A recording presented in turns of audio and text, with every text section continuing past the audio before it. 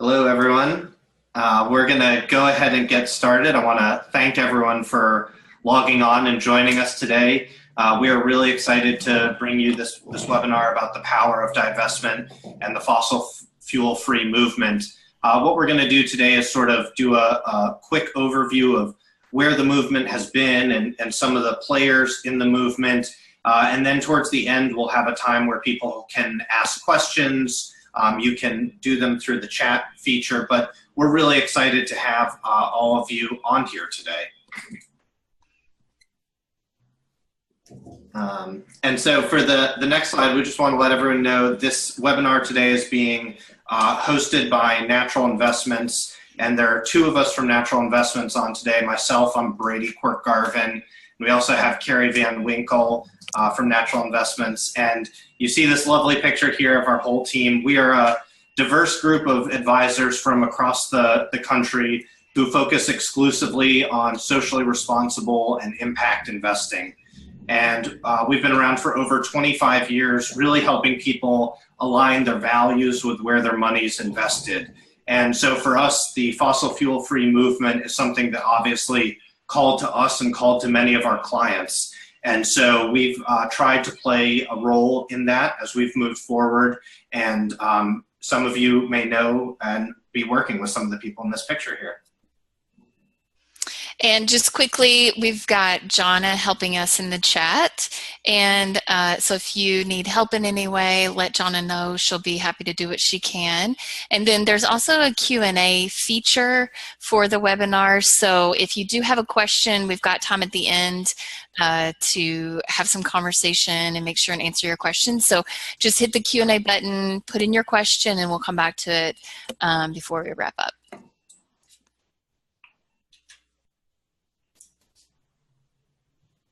So we are really excited today to have two superstar guests with us. The first is Leslie Samuel Rich. She is the president of Green Century Capital Management.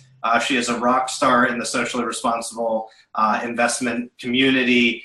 She is based out of Boston, Massachusetts, and we're thrilled to have her on. We're also joined by Brett Fleischman. He is now in Boulder, Colorado, and has been with 350.org for almost 5 years now.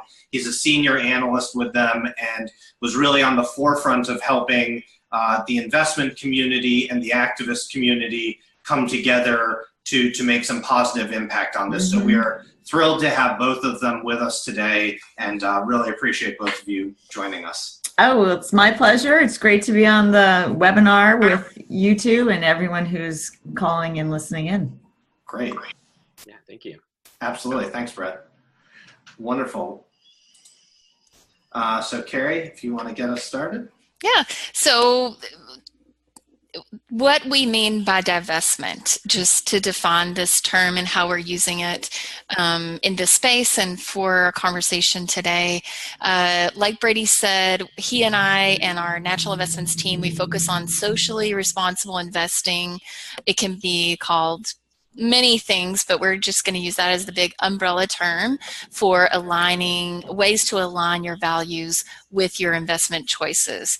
And really, divestment was the very first strategy used in socially responsive investing, actually hundreds of years ago. European business people divested out of businesses that were involved in slave trading, and then decades, not long ago, more like decades, divestment was really used as an important part of ending apartheid. So we've seen it used, and basically what it means is just not investing in a particular business or company or industry for a particular reason. And Brett, I'll let you take it from there. Great. Yeah. So as Carrie said, the divestment movement from our perspective was modeled after the one that Nelson Mandela credited with helping break South Africa apartheid. For us, it's a political tactic, a tool for a social movement to rise up and speak about an industry that is no longer legitimate. and should no longer hold a social license. So that's what the groundswell is about. It's about speaking through our public institutions. It's about speaking through our money to say climate change is wrong. We want to stop it, and the companies who are perpetuating climate change through their products and stopping policy through their lobbying are immoral. And we want to speak through our institutions' investments to say stop and create the political space for some sort of carbon restrictive legislation or bold climate policy. And that's where we see divestment leading to. Leslie? As Brett talked about, there are moral reasons to divest and there are political reasons to divest. I wanted to just cover the top 3 reasons, while you also may see some financial benefits from investing, or also just reasons that you can use to convince your partner or whoever else that it also can make good money sense. So the first is that the energy sector is the most volatile. And so you may have different risk tolerances, but if you are nervous about volatility, and the energy sector is a good one to avoid. The second is that oil and gas companies are spending a lot of money trying to find more oil and gas. It's getting more and more expensive to do that every year.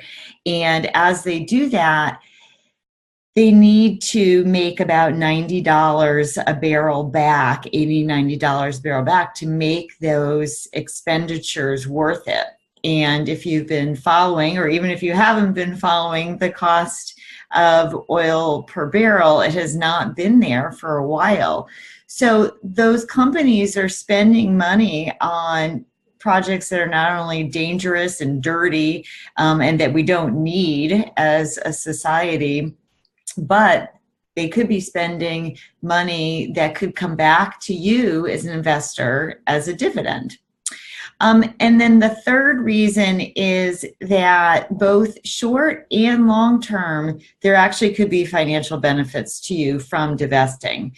The first to repudiate the negative pieces around it, which are just based on sort of old myths, is that all kinds of social and environmental responsible investing, and then including and separately fossil fuel-free investing, has lots of data and studies that show that divesting doesn't have any negative impact over the long term and may actually have a positive impact on your portfolio. So if you want to follow your ethical, your values, or your political leanings, there's this financial information that you can use to sort of back that up and feel hopefully even better about divesting. So those are the 3 reasons. Great. So one of the things that people often ask us when they come, or they'll read something about 350.org and say, you know, I want to go fossil fuel free. One of the main questions is, what does that mean? So for a lot of us that have been involved in socially responsible investing for a long time, you know, we've never invested in sort of the big oil companies, you know, the large ones that we see at the gas station. But the fossil fuel free movement is really about saying this isn't just about the names that we can identify and see at a gas station, but also everything that goes into supporting that. So a number of years ago, a list came out called the Carbon 200 list, and it took the top 100 publicly traded coal companies and the top 100 publicly traded gas and oil companies. And they made this list as a sort of easy guide for investors and activists to say, here's sort of the top of the pyramid of who we'd like to avoid investing in and being supportive of.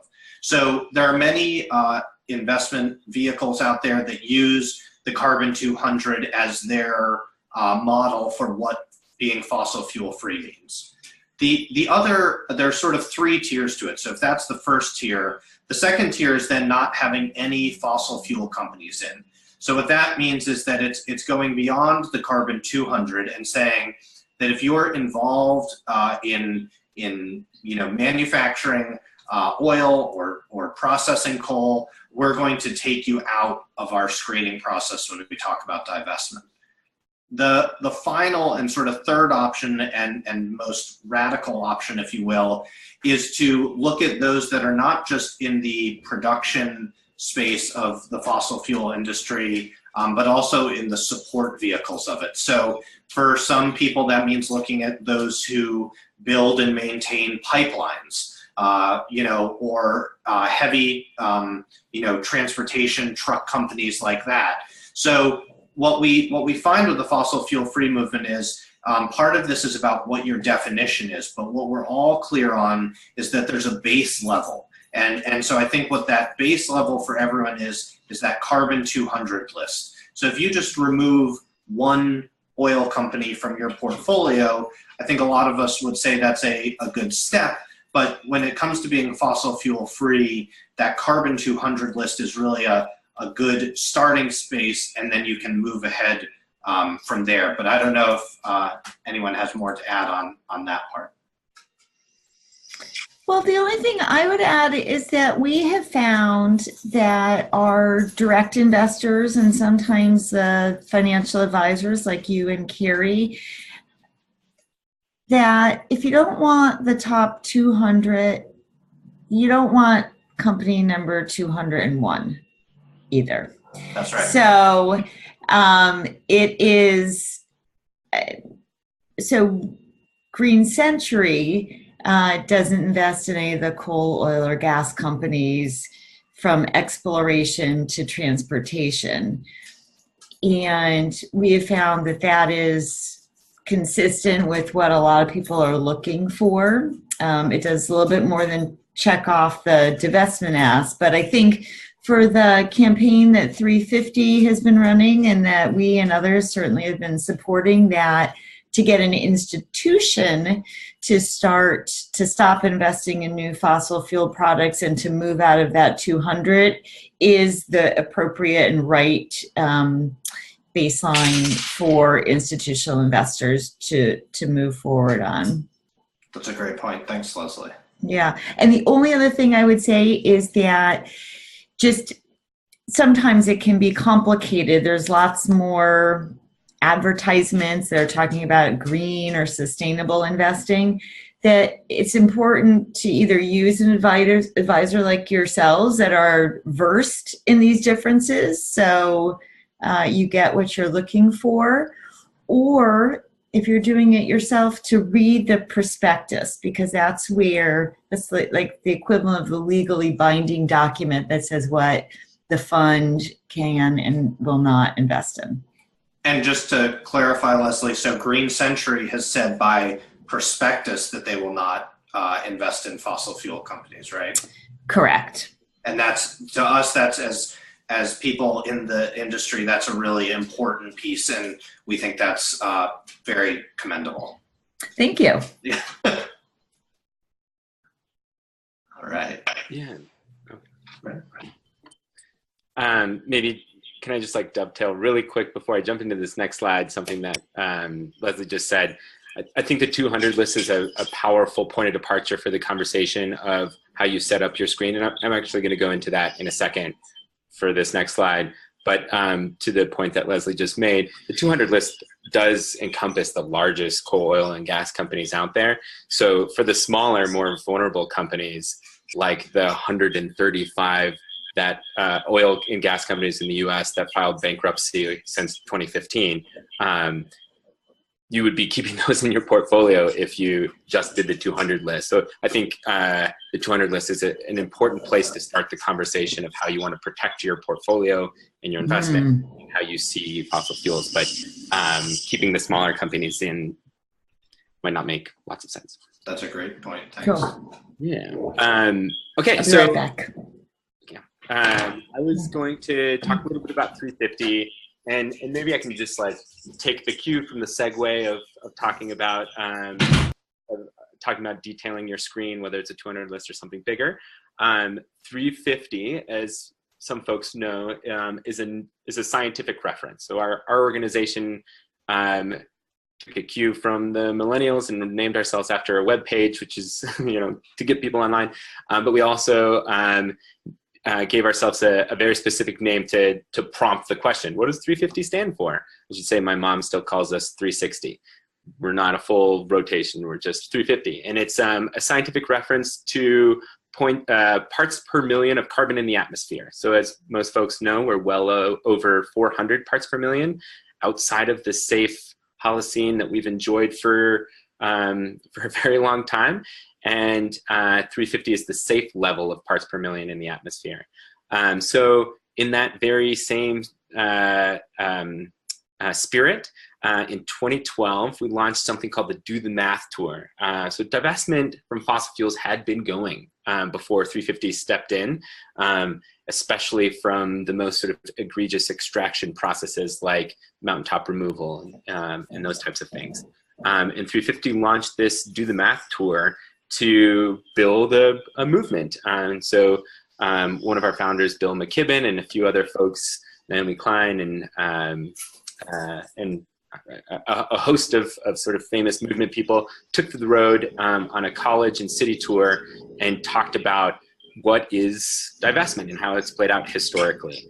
And part of that presentation was this 200 list to say, here are the companies that hold the largest amount of reserves underground. We're going to talk about those because just these 200 companies hold 4 or now 5 times the amount of carbon that we can burn and stay below what science is calling a safe limit with a relatively low probability given that our humanity is at stake.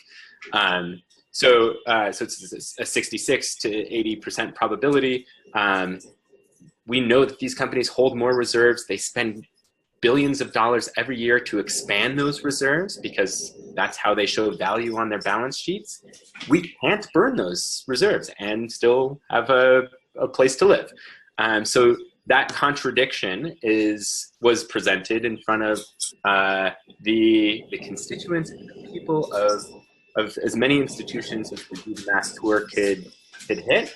The people who got fired up were young people, and the movement spread across campuses globally, and also into pension systems and retirees. So today there are 833 institutions around the globe who have committed to some level of fossil fuel divestment, whether that's just coal, the 200 list, all fossil fuels, and beyond.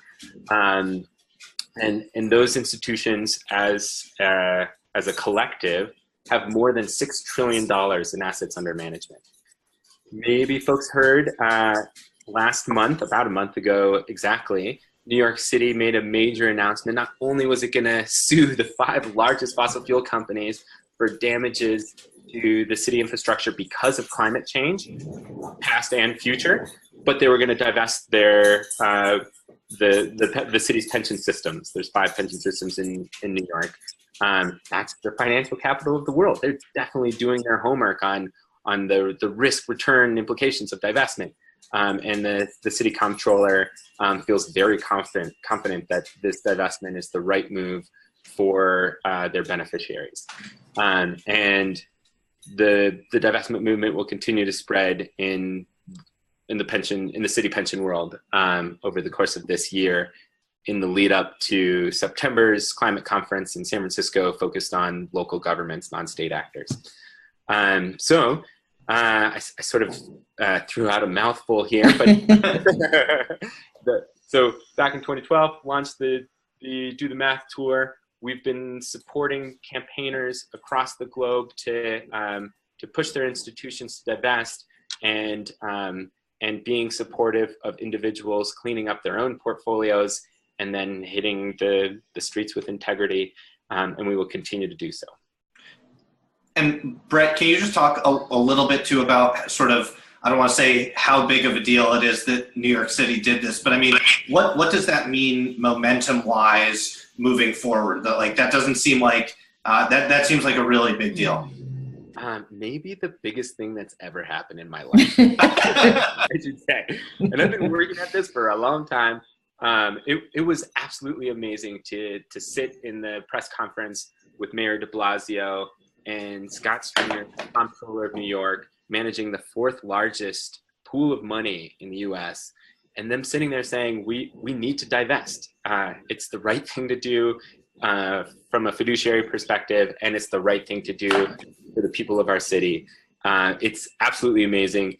The other reason it's really important, other than it touched my heart in the right way, is that New York City is a leader in the institutional investor world. What they do, people follow. We know this because the phones are ringing off the hook already, and activists are like, hey, actually our campaign, which was hitting its head against the wall for 2 years, is now moving forward. The institutions that we've been asking to divest are starting to make their moves in a big way. The other thing that this might mean, especially because of the announcement of the lawsuit, which it sounds very likely that LA will follow as well, so the 2 most populous cities, is that if you don't divest, or you haven't thought about carbon risk in your portfolio from a fiduciary perspective, you might start to look liable. You might start to look like you're ignoring a major investment risk in your portfolio. So we're also watching the tide turn in the legal realm. That's great. Thank you.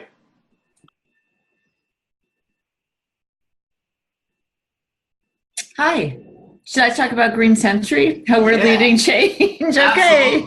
I will. It is just, it is really inspiring, and to just underline the importance of the New York City pension fund move, it is they were not, on the edge of doing this for 5 years. They were frequently on the other side of the debate. And so it really represents a sea change in the financial institutions and world's understanding the risks around staying invested in fossil fuels. And that is really the piece that I think Green Century has contributed the most to the divestment movement, in that we're a different kind of mutual fund. We seek competitive returns, but we've always been very green in our investment strategy. We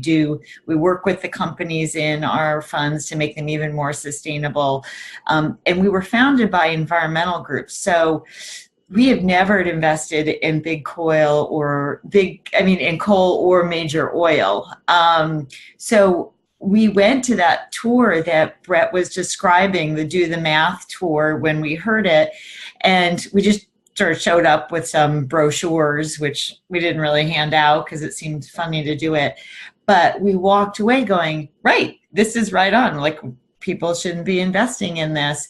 And the kind of people in the room are the kind of people that probably want to know about Green Century. And so our role has been to support the activists, whether it's students on the coast or in the middle of the country, some pension fund fights, the one in Massachusetts we're most involved in, testifying at the State House, but also individuals.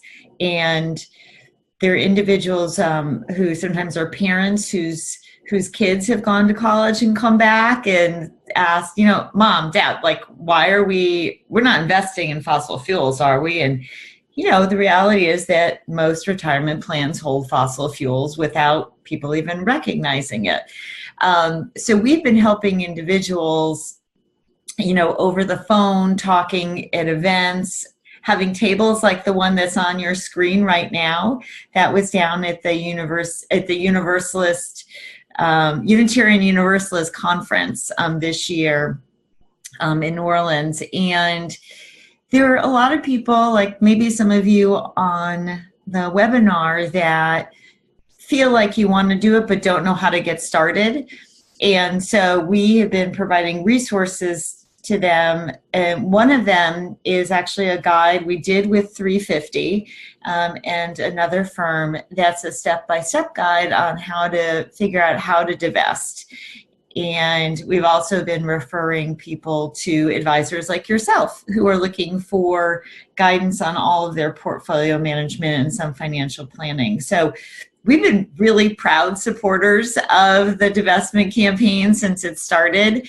And we are also proud to be the first fossil fuel-free, responsible, and diversified mutual fund. So that means that we are not in, again, companies beyond the 200 that we mentioned, and are really thrilled at the recent movement. I think it reinvigorates all the activists and sort of wannabe divestors out there and gives them more tools and more confidence to go into their own financial advisors and to take that step, which again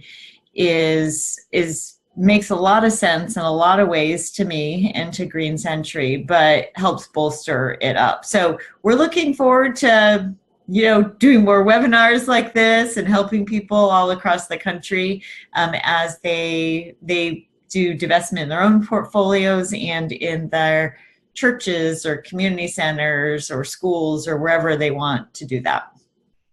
Leslie, we can also, for everyone who signed up for the webinar, we should have their email, and we can follow up the webinar with that guide, the guide that you mentioned. Oh, sure. So that everybody Thanks. has a copy if they want it. Yeah, great. That's it. Okay. So at Natural Investments, we really have been one of the investment firms leading the way in looking for what's out there, doing deep due diligence on the options that are out there that are fossil fuel free, among other values that our clients want reflected. The ones that are fossil fuel free now. We are really excited that over the last several years, there are more and more things that are available on the menu that are fossil fuel free, more and more investments, and where somebody 15 years ago might have been concerned about having a diversified portfolio that was, or diversified investments that could be fossil fuel free, it's not that the case any longer, and we're super excited about that. And for our clients who have wanted to do that, we've been able to offer really great options to them. So we wanted to share that with you. One of the questions Brady and I were talking about before the webinar started that we hear a lot from people is when they go fossil fuel free with their investment portfolio, does that mean that they do a literal one-to-one switch out so that they divest out of fossil fuels and they replace that portion of their investments with, let's say, renewable energy or, specifically solar even. And so that's not the case at all. It's not that one-to-one match or switch out. And so what we do is work with each client to make sure that they're nicely diversified, that they still have an appropriate strategy that makes sense for them and reflects their values and is fossil fuel free. So we'd love to talk to you more if you would like to do that.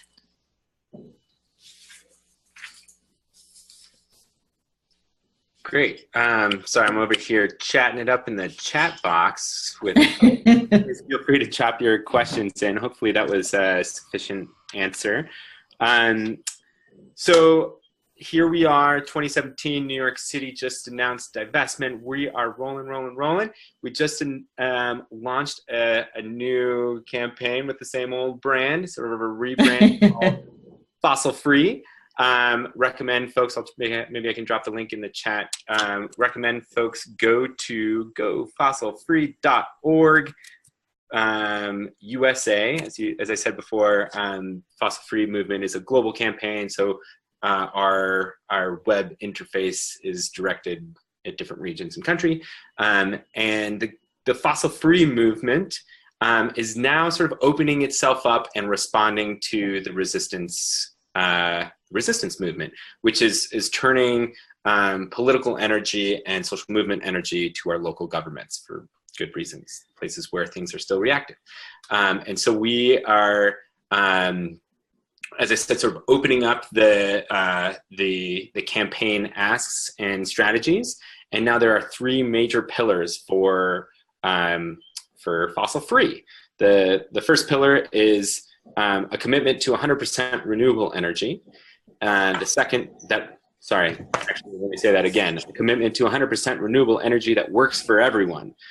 So an equitable transition and a just transition. The second commitment is a commitment to block and ban new fossil fuel infrastructure.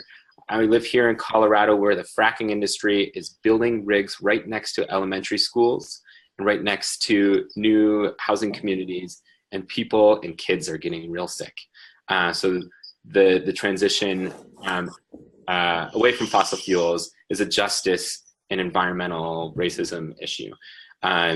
And we can't afford to build new infrastructure. We have way too many, way too much carbon underground in the reserves of fossil fuel companies already. That is a waste of money, and we should be concentrating all of our labor and capital into building a renewable energy economy that works for all.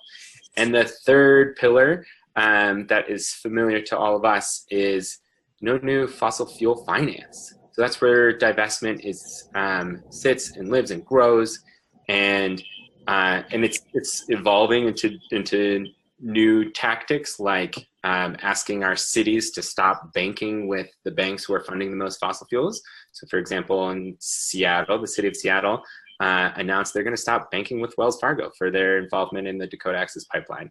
And actually, I'll just keep using my local campaigners as an example, because I hear about it every day. But here in Boulder, the city is working to move away from Chase, who is historically the bank that funds tar sands more than any other bank out there. And then our institutions. So the pension system world, which is a massive pool of capital, they're moving fast, and cities and mayors are working with their local pension boards to protect the pensioners' nest eggs and divest from fossil fuels. And I mean, the sort of innovators out there have always been the campuses, university and college campuses, faith-based institutions, foundations. That's still rolling. So lots of divestment to be had over the course of this year. Wondering if there's anything else I can mention. Leslie, do you think I covered it here? What kind of, if someone wanted to start passing a resolution in their local city to go fossil fuel free, what might they do? How could you help them? That's great. Okay, so all of the resources you might think you would need at this point are on that webpage. You can go to gofossilfree.org/USA and find the finance section, divestment section. There's how to start a campaign. We really recommend people pull other people together. Don't try to do this alone. Build a movement in your town, and there's sample resolutions that you could bring to, say, a city council board or a board of trustees at a pension system. We recommend you partner with labor, you partner with frontline communities, you build the people's uprise that can be the right amount of pressure to make this decision makers do the right thing. So hopefully all of the resources you might want are on that link that I just dropped in the chat. And there's also a help address if you need something that's not there. Brett, I have one more question. Say that I really want to be involved, but I'm not sure that I should be the one starting a campaign. Just maybe I'm a little hesitant to do it for whatever reason. Are there chapters or things I can join? Yeah. Oh, good. That was a great setup. So yes, on that webpage, you should find a map of local campaigns and local 350 chapters that you could join. Highly recommend you just plug into existing campaign work that's already happening. But if you don't find something where you are, start something. If the answer to the question is, if you don't feel like you're the right person to start it, but there's not a campaign or a local 350 group near you, you are the right person to start it. And we need you. The climate movement, the people, your children, your grandchildren, they need you. So please go there, see if you can find somebody next to you, a group next to you that you can plug into, and if not, start one. I like it. Awesome. Thank you, Brett. And so, Leslie, we've heard all these awesome success stories from 350. Can you talk a little bit about some of the success that Green Century has had as you guys have really, you have become leaders in the mutual fund space and in the investment space on this. Can you talk about what sort of successes you've seen? Sure. At the firm level, I would say one of our successes, it comes in a couple different forms. So we have grown 400% in terms of how many assets that we have under management. So how much people are investing with us since the fossil fuel divestment movement started. And sure, there's a rise in interest in socially responsible investing, but I think that the majority of this growth has come from individuals and family offices, either directly or through their financial advisors. And so that to me is a huge piece, is that every person doing his or her or their part to do what they want, do what they can to move their funds out of dirty energy companies. And so as a result, we have just gone over the $500 million mark, which is very exciting for us. We were set up back in '92 as a place where individual investors who wanted a no-low fund, that means no sales charge to come in or out, and they wanted to start with if you don't have tens of thousands of dollars yet, you want to start.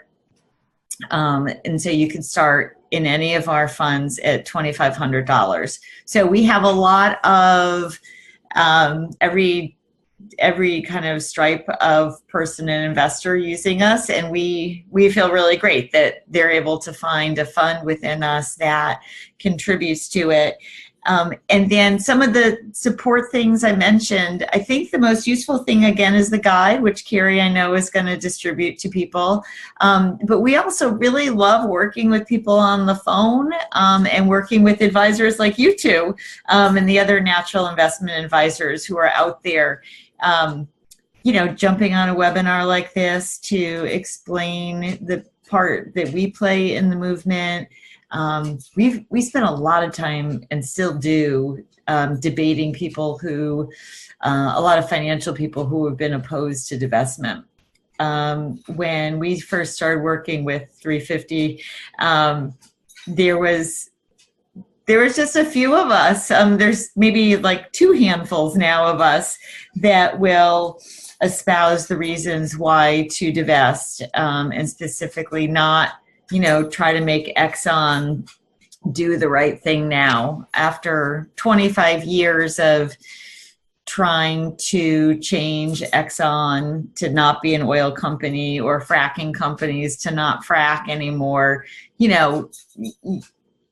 the success there has really not been shown. And we think that articulating that and having people have the arguments and track record to show that if their gut is to divest, there's actually a rational reason to do it morally, politically, and potentially financially to do so. And so being that voice in the financial world and the socially responsible investing world, I feel like that has been our biggest contribution to the movement.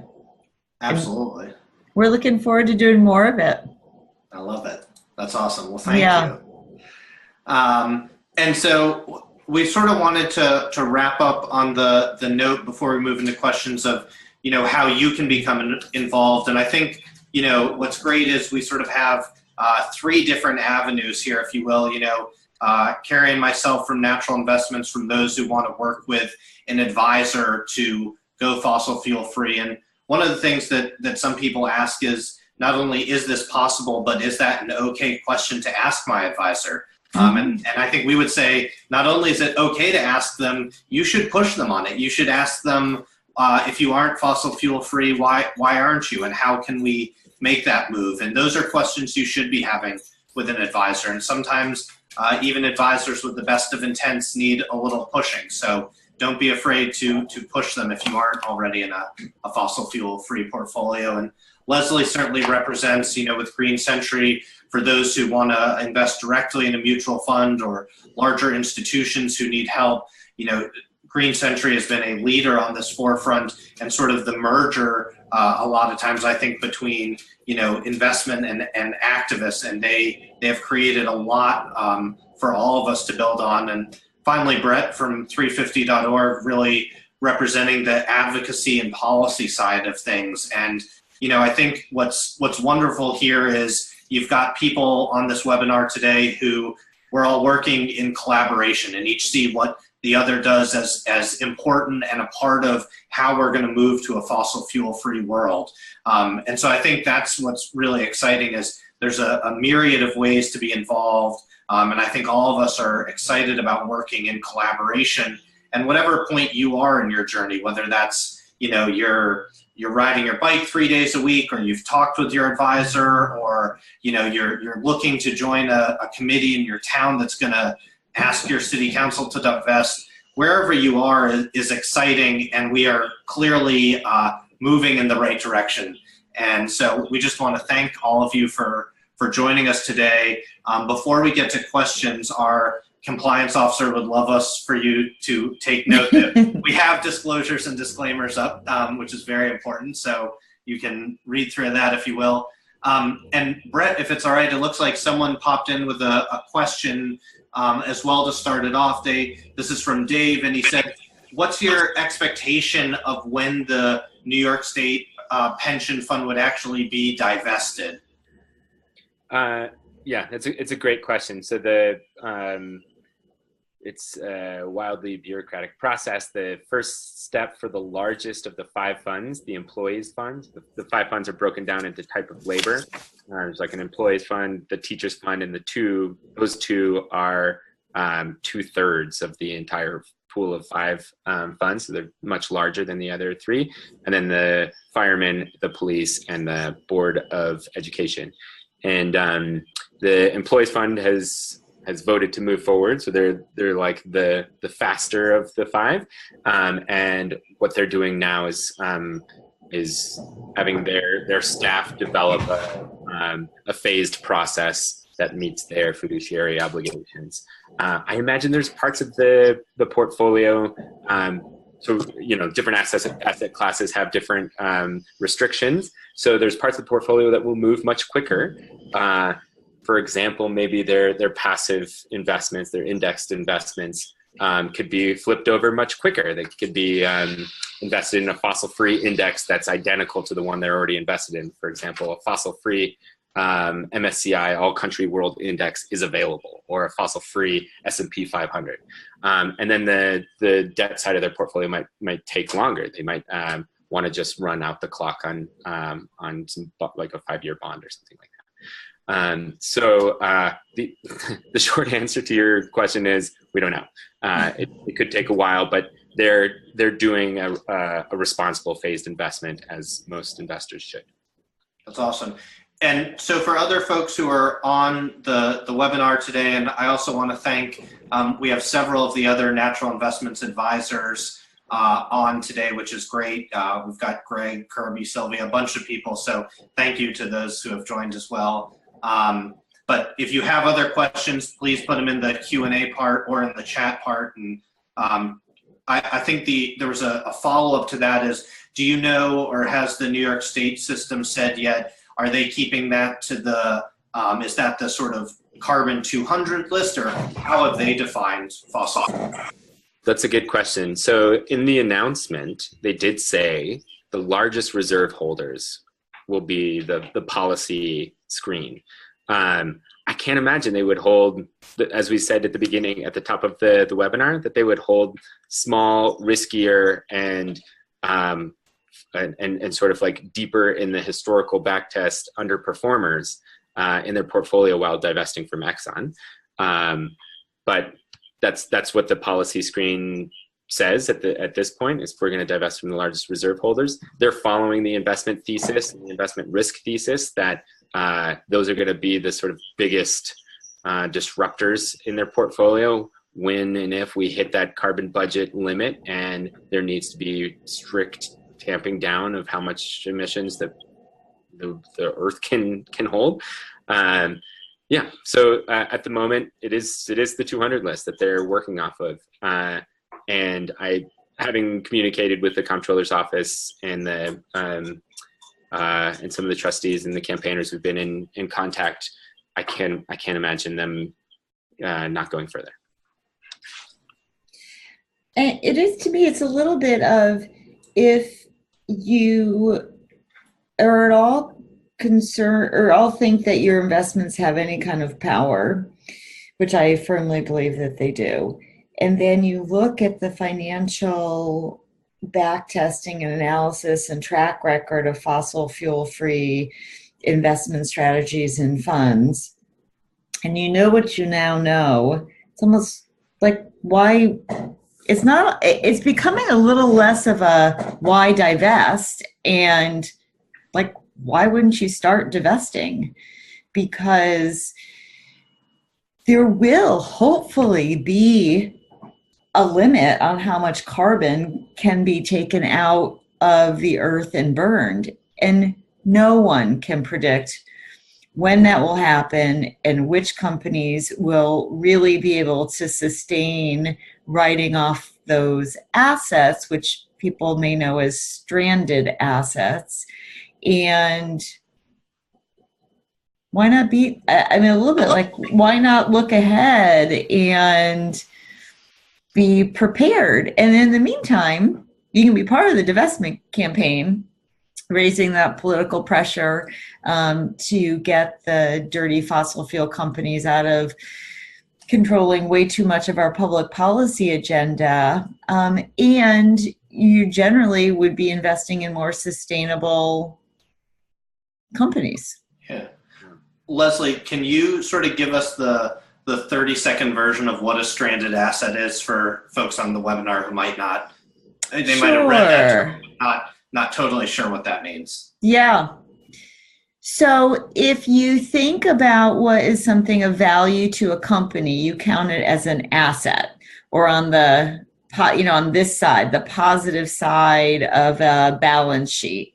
So right now, all the carbon, oil, gas that they own is counted as an asset, and they're burning it, they're drilling in, they're burning it.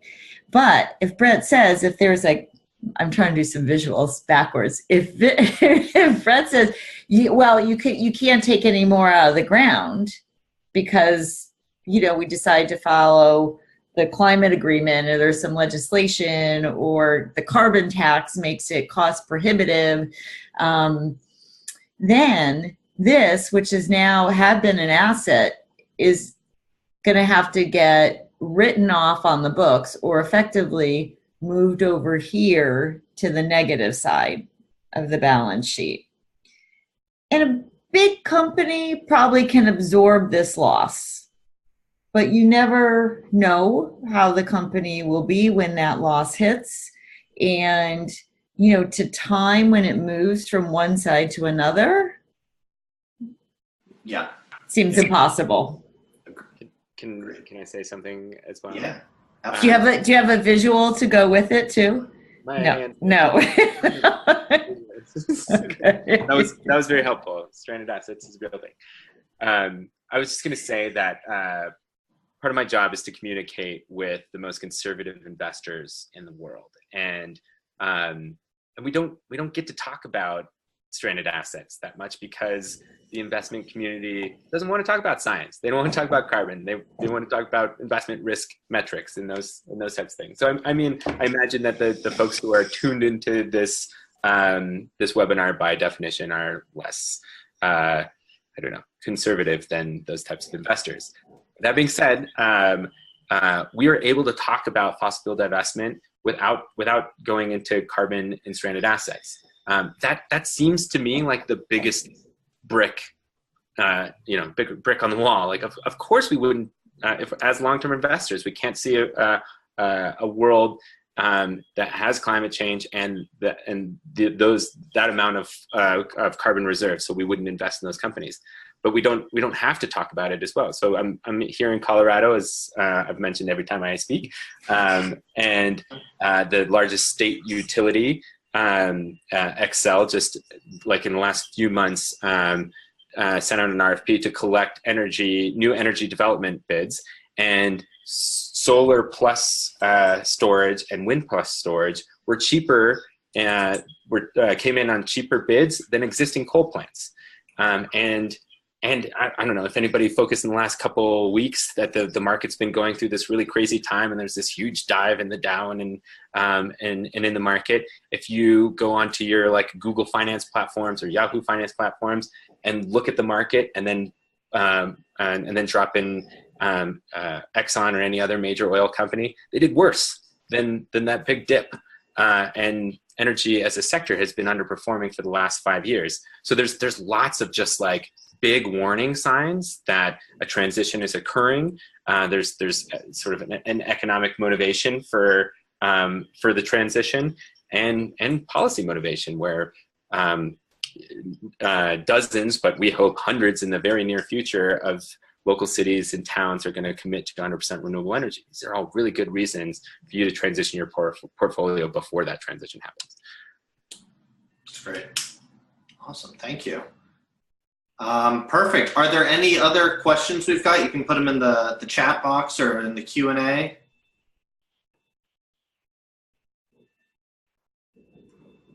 So someone just popped up with, when people talk about divestment, I've also heard about divest and reinvest. Any thoughts on funds that are focusing towards specific things? Leslie, you want to take that? Sure. Yeah, I mean, there's so many options for you. At least I'll talk about Green Century first and then go on to other ideas. For us, it's part and parcel. So our funds are both divested from the fossil fuel companies, but they're also invested in sustainable companies. So by their performance ratings on environmental issues, by also not being in other dangerous industries like nuclear power or genetically modified organisms, GMOs, or guns. So you're already avoiding those other dangerous industries. And then we're not an exclusively renewable energy fund in either our balanced equity or international fund, but we are investing in some of that in all of them. So there's Vestas wind systems, which makes the wind turbines. So 20% of the wind turbines around the world are made by that company. Or there's Tesla, which everyone loves the cool cars of Tesla, but I think the most promising thing about Tesla is their energy storage and how their batteries and how that can move forward the renewable energy piece. Or there's Johnson Controls, which if you've been or even seen a picture of New York City, you know how the Empire State Building is all lit up. It's been retrofitted, and in part Johnson Controls helped do that by putting in more energy efficient windows and heating and cooling systems, and saved 38% of the energy that's used in the building, which is full of office buildings and offices. And so I think when you divest with us or with other with other funds that it essentially frees up your money to potentially go into these other options. There also are, very targeted funds if you only want to invest in renewable energy or community bonds and things like that. Those are usually smaller parts of a person's portfolio, but those investments exist out there, and I'm sure you can connect people to them as part of your overall approach. Green Century has tended to make funds available that sort of serve a broad spectrum of people, and so they're basic building blocks of an investment portfolio for folks. But I think that's part of it, is that you want to be supporting the companies that can lead us to a clean energy transition. That's perfect. Awesome. Well, I want to thank everyone. If you have other questions, I want to respect everyone's time, make sure we're done within the hour. But if you have other questions, feel free to put them in the chat piece, or reach out to us through Facebook or respond to the email that you got. But we want to thank everyone for joining us today. We particularly want to thank Brett and Leslie for joining us and being here. We couldn't do this without you, and we're thrilled that you guys are here with us today, so we can talk about how we can all join together and move towards a fossil fuel-free world. My pleasure. Thanks for having us. Yeah, thank you for having us. Thanks. Thanks, everyone.